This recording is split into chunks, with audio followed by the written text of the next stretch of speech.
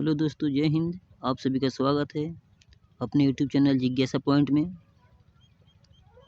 तो आज हम रस खान जी द्वारा रचित सवैया के पदों के बारे में पढ़ेंगे। देखते हैं बाकी पदों के बारे में। तो आइए देखते हैं। चौथा पद,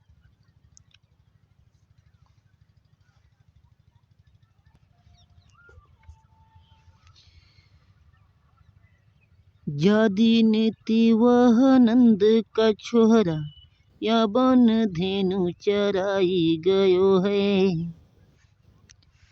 मोहनी ताननी गोधनी गावत, बेनु बजाई रिझाई गयो है। वह दिन सुख छूटो ना सोके, रस खानी हिया में समाई गयो है। को न कहू की कानी करे, शीघ्र ब्रज बीरी बिकाई गयो है। बहुत ही सुंदर पद ये रसखान जी द्वारा। तो आइए इसके प्रसंग के बारे में जान लेते हैं। सबसे पहले इसके प्रसंग क्या होगा इस चौथे वाले पद का। तो इस चौथे वाले पद का प्रसंग होगा कि इस पद में ब्रज की गोपियों पर श्री कृष्ण के मनमोहन इस पद में ब्रज की गोपियों पर श्री कृष्ण के मनमोहक प्रभाव का सुंदर चित्रण हुआ है।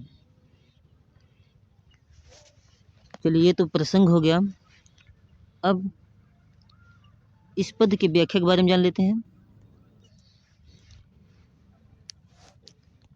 तो देखिए व्याख्या इसका लिखा हुआ कि जा दीन तेओ नंद का छोरा। जा दीन ते कवि और रसखान जी कहते हैं कि एक गोपी दूसरी गोपी से कहती है कि हे सखी, जा दिन, जिस दिन से ते वह नंद का छोरा, जिस दिन से वह नंद बाबा का लाडला श्री कृष्ण या वन, इस वन में धेनु गायों को चरा गया है। गोपियाँ कहती हैं कि हे सखी, जिस दिन से वो नंद बाबा का छोरा इस वन में गायों को चरा कर गया है, उस दिन से तथा मोहनी तान गोधन गावत, तथा मोहनी तान, अपनी मोहनी तान बेनु बांसुरी की, जो बांसुरी उसने बजाई है, उसकी मोहनी तान सुनाकर गाते हुए गया है। वह हम सबको रिझाए गए हैं, रिझा कर चला गया है। गोपियाँ कहती हैं कि जिस दिन से नंद बाबा का वो लाडला इस वन में गायों को चरा गया है और अपनी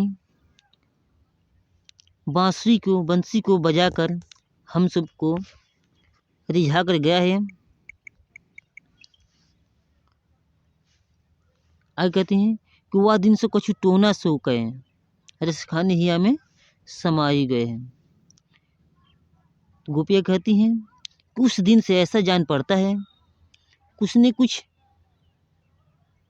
कुछ टोना जादू सा कर दिया है हम सबके ऊपर। रसखान जी कहते हैं, गोपियाँ कहती हैं कि और वो हमारे हृदय में समाई गया है। ऐसा प्रतीत हो रहा है कि वो जब बांसुरी बजा कर चला गया है तो उसकी धुन हम सबके हृदय में समा गई है। और को ना काहू की कानी करें। गोपियाँ कहती हैं कोई नहीं कहता है कि ये क्या हुआ है हम सबको, को ना कहूँ, कोई नहीं कहता है कि कहानी करे। ये सब हमको क्या हो गया है, ऐसा जान पड़ता है कि शीघ्रो ब्रज वीर, शीघ्रो ब्रज वीर, ये पूरे ब्रजवासी, ऐसा जान पड़ता है कि पूरे ब्रजवासी वीर उनके इस मोहिनी तान से सब बिक गए हैं, यानी सब उस मोहिनी तान के वशभूत हो गए हैं। गोपियाँ कहती हैं कि कोई नहीं कहता है कि ये सब क्या हो गया है, ऐसा जान पड़ता है कि ब्रज के सभी संपूर्ण ब्रजवासी उनके इस बांसुरी धुन में सब बिक गए हैं, ऐसा प्रतीत होता है। फिर से एक बार देख लेते हैं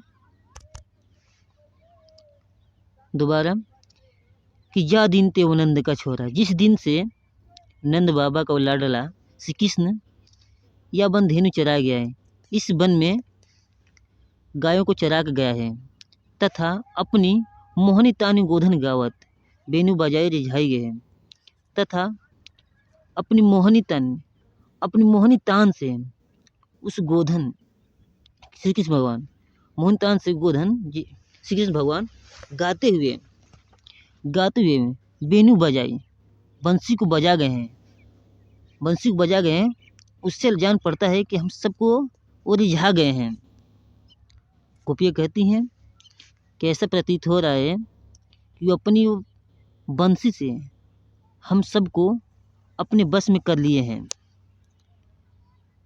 और आगे कहती हैं कि वह दिन सो कछु टोना सो, ऐसा जान पड़ता है कि उस दिन से हम सबके ऊपर एक टोना जादू सा हो गया है। और रसखान जी कहते हैं कि रसखान ही हमें समाई गए, ऐसा प्रतीत हो रहा है कि वो तान, वो मधुर ध्वनि हम सभी के हृदय में समा गया है। आगे कहते हैं कि कोऊ न कहू की कहानी करे, कोई नहीं कहता है कि ये क्या हुआ है, कोई नहीं कहता है कि यह क्या हुआ है किसको। शीघ्र ब्रज वीर बिकाए गए, ऐसा जान पड़ता है कि संपूर्ण ब्रजवासी उस वंशी की धुन में बिक गए हैं, सभी लोग उस वंशी की धुन में बिक गए हैं या वशीभूत हो गए हैं। अब हम पांचवें वाले पद के बारे में, समय के बारे में, इसमें है कि कान्हा भये बस बांसुरी के, अब कौन सखी हमको चाहिए है, निषधों से रहे संग साथ लगी, यह सौतनी तापन क्यों सही है,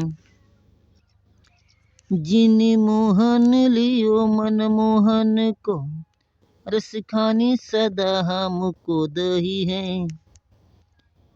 मिली आओ सब सखी, भागी चले अब तो ब्रज में बांसुरी रही हैं। पांच वाले समय का प्रसंग। तो इस पांचवें वाले समय का प्रसंग होगा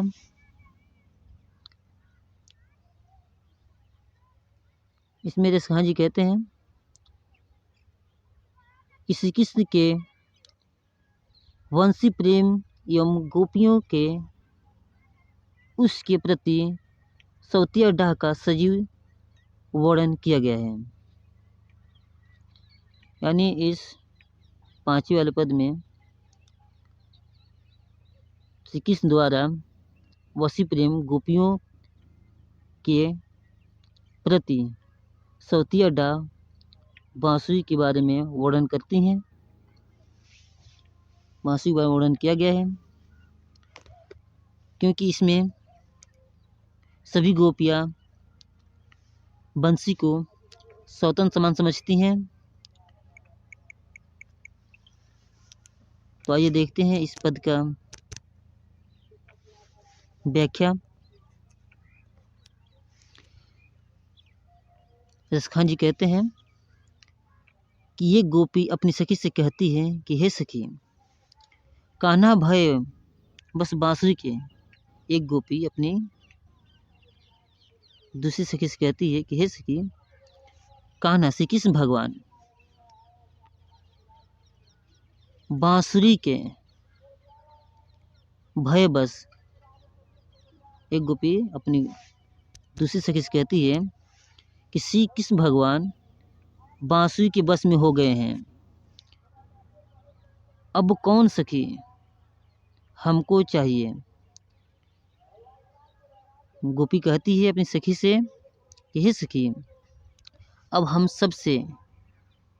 सब से कौन प्रेम करेगा, क्योंकि निष्धौष रहे संग साथ लगे। निष्धौष दिन रात संग साथ लगी, उनके साथ में लगी रहती है। दिन रात श्री कृष्ण भगवान के साथ में लगी रहती है। कौन? तो बांसुरी। आगे कहती है कि यह सौतन तापन क्यों सही है। गोपिया कहती है अपनी सखी से कि हे सखी, यह सौतीन का जो तपन है क्यों सही है, हम सब सहन करने वाले नहीं हैं। यह सौतीन का जो तपन है, जो ईर्ष्या है, क्यों सही है, हम सब सहन करने वाले नहीं हैं।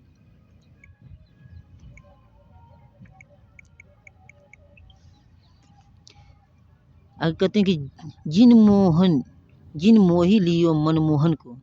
गोपी कहते हैं कि जिसने अपने बस में मतलब मोह लिया है, किसको? मनमोहन श्री कृष्ण भगवान को। ये बांसुरी जो है, इसने हमारे मनमोहन, हमारे श्री कृष्ण भगवान को अपने बस में कर लिया है, मोह लिया है। रसखान जी कहते हैं, रसखान जी कहते हैं कि गोपियाँ कह रही हैं कि सदा हमको धाइए।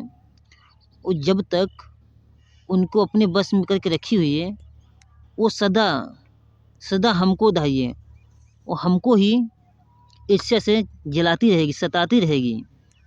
दाहिए मत सताती या जलाती रहेगी। तो इसलिए हे सखी मिली आओ सबे सखी। गोपियाँ कहती है गोपी से, एक अपनी सखी से कि मिली आओ हम सब मिल आए, सब सखी, सब सखियाँ आइए हम सब सखी मिल आए। अब भागी चले, और यहाँ से हम सब भाग चले। अब तो ब्रज में बांसुरी रही हैं। गोपी कहती है अब तो ब्रज में हम सब नहीं रहने वाले, क्योंकि हम सबसे श्री कृष्ण भगवान प्रेम करने वाले नहीं हैं। तो इसलिए हम सबको इस ब्रज में रहने का अधिकार नहीं है। अब हम सब यहाँ से भाग चलें, हम सब सखियाँ मिलकर यहाँ से क्या करें, भाग चलें। अब तो ब्रज में कौन रहेगा, केवल बांसुरी ही रही है। अब ब्रज में केवल बांसुरी ही रहेगी। आइए फिर से एक बार दोबारा देख लेते हैं इसकी व्याख्या। रसखान जी लिखते हैं कि ये गोपी अपनी सखी से कहती है कि हे सखी, कान्हा श्री कृष्ण भगवान भय बस बांसुरी के, श्री कृष्ण भगवान अब तो केवल बांसुरी के हो चुके हैं। अब कौन सखी, कहती कि हे सखी अब कौन हमको चाहिए, अब हमसे प्रेम कौन करेगा, क्योंकि जो हमसे प्रेम करने वाले श्री कृष्ण भगवान थे, अब वो बांसुरी के बस में हो गए हैं। तो गोपी कहती है कि हे सखी, अब हम सबसे प्रेम कौन करेगा, क्योंकि जो प्रेम करने वाला था वो अब बांसुरी के बस में हो गया है। आगे कहती है गोपी अपने सखी से कि निष्धौष रहे संग साथ लगी, ये सौतीनी तापन क्यों सही है। कहती है गोपी अपनी सखी से कि निष्धौष दिन रात वो श्री कृष्ण भगवान के साथ में लगी रहती है। दिन रात श्री कृष्ण भगवान के साथ में लगी रहती है। कौन? बांसुरी। यह सौतीनी, ये जो सौतीन का ताप है, जो डा है, ये हम सब सही है, ये हम सब सहने वाले नहीं हैं। ये जो दिन रात बांसुरी उनके साथ में लगी रहती है, तो ये एक सौतनी डा है, हम इसको सहने वाले नहीं हैं। आगे कहती है कि जिन मोही लियो मनमोहन को। गोपियाँ कहती हैं कि जिसने मोह लिया है हमारे प्रीतम श्री कृष्ण भगवान को, जिसने मोह लिया है हमारे प्रीतम श्री कृष्ण भगवान को, रसखानी सदा हमको दहिए।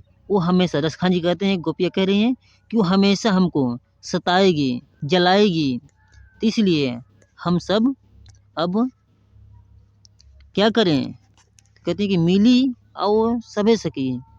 गोपियाँ कहती हैं, हे सखी, और हम सब मिल आएँ, सब लोग मिल जाएं और भाग चलें, यहाँ से भाग चलें। अब तो इस ब्रज में कौन रहेगा? बांसुरी ही रहिए। अब इस ब्रज में बांसुरी ही रहेगी। तो इस प्रकार इस 5वें पद का भी व्याख्या हो जाता है। आइए अब देखते हैं 6ठे पद की ओर। गोपियाँ श्री कृष्ण भगवान के वियोग में क्या कहती हैं? मोरे पखा सिर ऊपर राखी हूँ, गुंजन की माला गरे पहिरूंगी, ओढ़ी पीतम्बर ले लंगूटी, बन गोधन गवारन संग फिरूंगी, भावती वही मोरे रस खानी, सो तेरे कहे सब सांग करूंगी।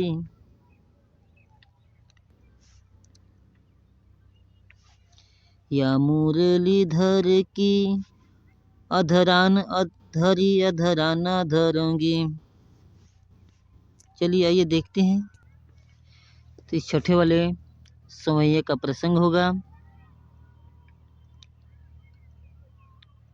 कि प्रस्तुत सवैये में हरस खान जी लिखते हैं कि कृष्ण के वियोग में व्याकुल गोपियों की मनोदशा का वर्णन किया गया है। कृष्ण प्रेम में मग्न गोपियाँ कृष्ण का वेश धारण करके अपने हृदय को संतावन या शांत करती हैं। तो ये देखते हैं इसकी व्याख्या। एक गोपी अपनी दूसरी सखी से कहती है कि मोर पखा सिर ऊपर रखी हूँ। एक गोपी अपनी दूसरी सखी से कहती है कि मोर पखा सिर, जो मोर के पंखों का बना हुआ जो मुकुट है, सिर ऊपर रखी हूँ, अपने सिर के ऊपर रखूंगी। गुंजन की माला, जो गुंजन की माला है वो गले पहनूंगी, अपने गले में पहनूंगी। इस पूरी लाइन क्या होगा कि एक गोपी अपनी सखी से कहती है कि हे सखी, मैं मोर के पंखों से बने मुकुट को अपने सिर के ऊपर रखूंगी तथा गुंजन की माला बने हुए अपने गले में पहनूंगी। आगे कहती हैं कि ओढ़ी पीतम्बर ले लंगूटी, बन गोधन गवारन संग फिरूंगी। कहती है गोपी कि हे सखी, मैं ओढ़ी पीतम्बर, पीलो वस्त्रों को पहनकर हाथ में लाठी, अपने हाथ में क्या करूँगी? लंगूटी, हाथ में लाठी लेकर, वन गोधन, मैं श्री कृष्ण की तरह पीले वस्त्रों को पहनकर हाथ में लाठी लिए ग्वार वालों के संग वन में फिरूंगी। मैं पीले वस्त्र को पहनकर हाथ में लाठी लेकर ग्वाल वालों के साथ में फिरूंगी, मैं तो घूमूंगी और उनके साथ में घूमती रहूंगी। ये फिर देख लो, एक गोपी अपनी सखी से कहती है कि हे सखी, मैं पीले वस्त्रों को धारण करके हाथ में लाठी लेकर ग्वालावालों के साथ में वन में क्या करूँगी, घूमती रहूँगी। आगे कहती हैं कि भावतो वही मेरो रसखानी। रसखान जी कहते हैं कि भावतो वे सभी कार्य मुझे अच्छे लगते हैं। भावतो मतलब अच्छे लगते हैं, वो मुझे सभी कार्य अच्छे लगते हैं। सो तेरे कहे, आई कहती है कि तेरे कहने से मैं तेरे कहने से मैं श्री कृष्ण के सभी वेश धारण कर लूँगी। मैं सभी वेश को धारण कर लूँगी। जो उनकी वेशभूषा है, हे सखी तुम्हारे कहने पे मैं सभी को क्या कर लूँगी, धारण कर लूँगी। फिर से एक बार देख लीजिए। एक गोपी अपनी सखी से कहती है कि हे सखी, जो भी मुझे भाता है, यानी श्री कृष्ण भगवान जो भी भाता था, वो तुम्हारे कहने पर वो सभी को मैं धारण कर लूँगी। जो भी श्री कृष्ण भगवान को भाते थे चीज़ें, मैं उन सभी को धारण कर लूँगी तुम्हारे कहने पे। आगे कहती हैं, क्या मुरली, जो उनकी मुरली है, मुरलीधर की, श्री कृष्ण भगवान की जो उनकी मुरली है, मुरलीधर की जो उनकी बांसुरी है श्री कृष्ण भगवान की, अधराधर जो ओठों पर रखते थे, अधरा ना धरूंगी, परंतु मैं उस बांसुरी को अपने ओठों पर नहीं रखूंगी जिसको वो अपने ओठों पे धारण करते थे।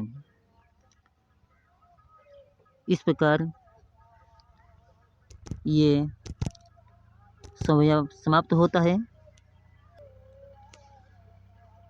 तो आइए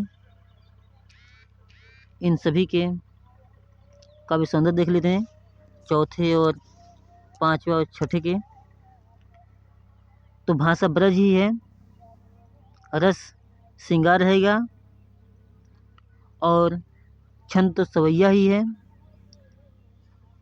तथा अलंकार अनुप्रास। तीनों के ये काव्य सौंदर्य हो जाएंगे। अब आगे हम लोग कवित्व के बारे में जान लेते हैं। तो ये कवित्व के बारे में देख लेते हैं। सबसे पहले संदर्भ जान लें, उसके बाद प्रसंग। तो कवित्व क्या संदर्भ हो जाएगा कि प्रस्तुत पंक्ति में रसखान जी द्वारा रचित सुजान रसखान से हमारी पाठ्य पुस्तक हिंदी के काव्य खंड में संकलित कवित्व शीर्षक से अवतरित है। इसका अब देख लेते हैं हम लोग प्रसंग। तो प्रसंग होगा, किसमें कवि और रसखान जी लिखते हैं कि साय के समय वन से गायों के साथ लौटते हुए श्री कृष्ण की अनुपम शोभा का वर्णन एक गोपी अपनी सखी से कर रही है। तो प्रसंग हो गया। अब व्याख्या देखते हैं इसका। एक गोपी अपनी सखी से कहती है, क्या कहती है कि वन से गायों के साथ लौटते समय श्री कृष्ण के मस्तक पर गायों के चलने से उड़ी धूल सुशोभित हो रही है। गोरज मतलब गायों के पैरों के धूल, विराज मतलब विराजमान है, कहाँ पे, भाल माथे पे, अलही बनमाल और फूलों की माला, जो वन के फूल होते हैं उनकी माला। क्या कहती गोपी कि वन से लौटते समय गायों के पैरों के द्वारा उड़े धूल उनके मस्तक पर लगी हुई है। उनके मस्तक पे गायों के द्वारा उड़े धूल लगी हुई है, और वन के पुष्पों की माला उनके गले में पड़ी हुई है। ये दृश्य बहुत ही अत्यंत शोभामय हो रहा है, अत्यधिक सुशोभित हो रही है या सुंदर लग रही है। अपनी सखी से एक गोपी कहती है, आगे कहती है कि आगे गैया पाछे ग्वाल आ गावे मृदु बानी रे। कहती है गोपी, हे सखी, आगे आगे गाय चली आ रही है। आगे आगे क्या गाय चली आ रही है, अब पाछे ग्वाल है, पीछे पीछे ग्वाल वाले चल रहे हैं। और मधुर स्वर में, मृदुबानी मधुर स्वर में वो गीत को गा रहे हैं। हे सखी, आगे आगे गाय चल रही है और पीछे पीछे ग्वाल वाले गाते हुए मीठे स्वर में आ रहे हैं। आगे कहती है कि तैसी धुनी बांसुरी की मधुर मधुर जैसी। आगे गोपी तैसी,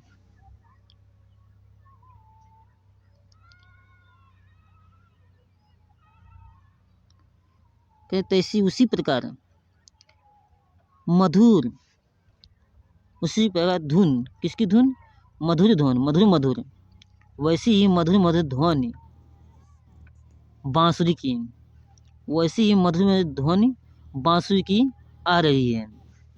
हे सखी, जिस प्रकार आगे आगे गाय चल रही है, पीछे पीछे ग्वाल मीठे स्वर में गाते हुए आ रहे हैं, उसी प्रकार श्री कृष्ण भगवान के द्वारा बांसुरी की मधुर मधुर ध्वनि सुनाई पड़ रही है। आगे कहती हैं गोपियाँ कि बंक चितवनी मंद मंद मुस्कानी रे। कहती गोपिया की बाकी, बाकी श्री कृष्ण भगवान की, बाकी श्री कृष्ण भगवान की चितवनी, चितवन, चितवन चितवन, मंद मंद और धीमी धीमी मुस्कान है। अपनी सखी से कहती है एक गोपी, हे सखी, बाकी चितवन में उनकी धीमी धीमी मुस्कान दिखाई दे पड़ रही है। वनों में शाम के वक्त जब लौट रहे हैं तो बांसुरी की जो धुन बजा रहे हैं उसी के साथ में वो धीमी सी मुस्कान दे रहे हैं। आगे कहते हैं कि कदम विपट के निकट तटनी के तट। कह रही गोपी कि हे सखी, कदम के विपट, कदम जो वृक्ष है उसके पास निकट तटनी, यमुना के तट पर है। कहते हैं कदम के वृक्ष के पास यमुना के तट के किनारे अटा चढ़ी चाही पीठ पट फहरानी रे। कहती कि आटा चढ़ी चाहिए, आटा चढ़ी। हे सखी, जरा अटारी पे चढ़कर तो देखो। फिर से एक बार समझ लेते हैं इसको। एक गोपी अपनी सखी से कहती है कि हे सखी, आटा चढ़ी चाहिए, आटा पे चढ़ के देखो श्री कृष्ण भगवान, आटा पे चढ़ के देखो श्री कृष्ण भगवान यमुना तट के किनारे कदम के वृक्ष के पास अपने पीले वस्त्रों को फहराते हुए दिखाई दे रहे हैं। आगे देखते हैं। रस बरसावे तन तपनी बुझावे नैन।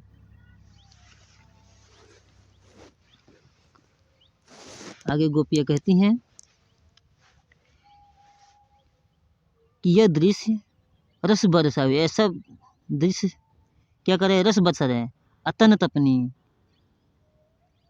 कर रहे हैं कि ये जो दृश्य है वह रस बरसा रहा है और ऐसा लग रहा है कि शरीर और मन की जलन, तपनी तन तपनी, शरीर की जो जलन है उसको बुझावे नैन, नैनों के द्वारा, नेत्रों के द्वारा प्यास को बुझा रही है। ऐसा लग रहा है कि जो श्री कृष्ण भगवान है वह रस बरसा रहे हैं और तपते हुए शरीर को नैनों के द्वारा बुझा रहे हैं। हमारे जो नैन है वह उन बरसते हुए रसों के द्वारा जलते हुए शरीर को बुझा रहे हैं। एक बार फिर से देख लेते हैं। गोपी कहती है अपनी सखी से कि हे सखी, श्री कृष्ण भगवान का जो दृश्य दिखाई दे रहा है ये तपते हुए शरीर को, जलते हुए शरीर को नैनों के द्वारा रस बरसाकर बुझा रहे हैं। आगे देखते हैं लास्ट लाइन। प्राणनी रिझावे वो आवे रस खानी रे। गोपिया कहती सखी से कि हे सखी, वह